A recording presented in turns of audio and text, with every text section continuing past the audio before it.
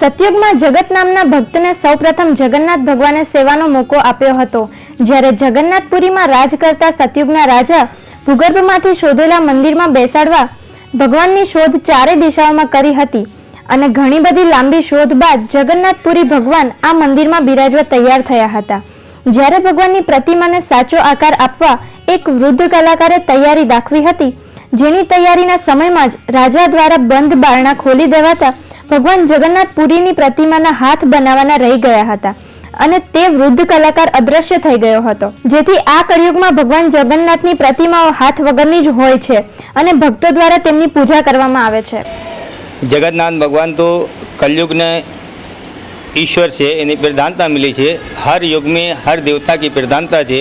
सतयुग है, द्वापर है, त्रेता है, तो उसी तरह कलयुग के अंदर जगन्नाथ भगवान की ये प्रधानता है। जगत का नाथ, जगत पूरे विश्व में उनका आज नाम है, क्योंकि कलयुग में साक्षात जो भी मन कर्म वचन से आज जो डोरी होती है, जो रथ की हम डोरी खींचते हैं, उसमें ऐसा मानते हैं कि जो जगन्नाथ भगवान के रथ खींचता है, रथ में जो डोरी है उस डोरी को जो खींचते तो 84 लाख योनि उसकी कट जाती है।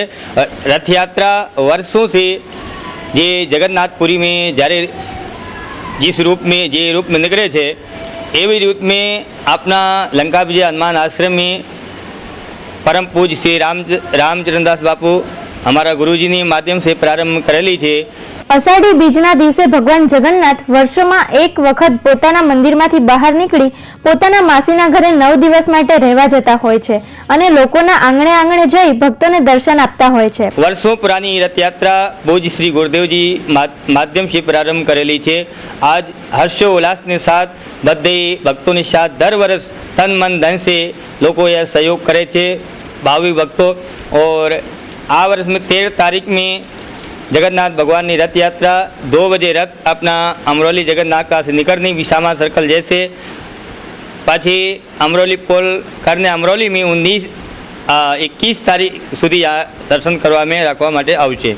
ये भगवान संसार में एक ही भगवान एवा है जो वर्ष में मंदिर में निकलने बाहर जनता ने आ भक्तों ने अपने मिलवा आवे छे, इन्हें सुख दुख पूछवा आवे छे, इन्हें दर्शन आपवा मानिए या जन कल्याण माटे इन्हें मिलवा मानिए। एक कहावत में कहे छे, मंदिर में रहते हो भगवान, कभी बाहर भी आया जाया करो, मैं रोज तुम्हारे मंदिर आती हूँ, तुम भी कभी मेरे घर आया करो। तो भगवान भक्तों की पुकार के आधार पे जगन्नाथ भगवान ही एक ऐसे भगवान हैं जो वर्ष में एक बार बाहर निकल के लोगों को दर्शन देने के लिए बाहर आते हैं।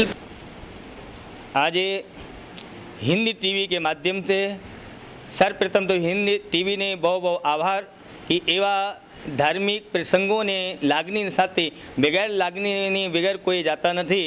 लोगों ने आज संतों ने ऊपर तमे जो जरा भी कहीं काचड़ी ओढ़े तो लोग ओढ़ावे छे, पर ये नहीं जोता कि संतों कितना सारा है, ये सारी कामों भी करे छे।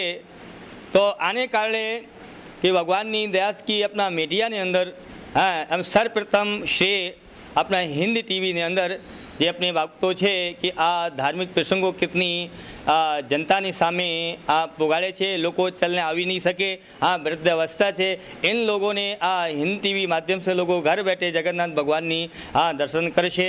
बहुत बहुत आभार है अपना हिंदी टीवी ने। आगामी 13 जुलाई रोज નીકળનારી આ યાત્રાની તૈયારીઓ પૂરજોશમાં ચાલી રહી છે, ત્યારે રથયાત્રામાં જોડાવા માટે ભક્તો પણ ઉત્સુક થઈ રહ્યા છે। કહેવાય છે કે જગન્નાથ ભગવાનના રથની દોરી ખેંચવાથી 84 લાખ યોનિમાંથી મુક્તિ મળે છે। કેમેરામેન વિપુલ પટેલ સાથે પ્રજ્ઞેશ વ્યાસ, હિન્દ ટીવી ન્યૂઝ।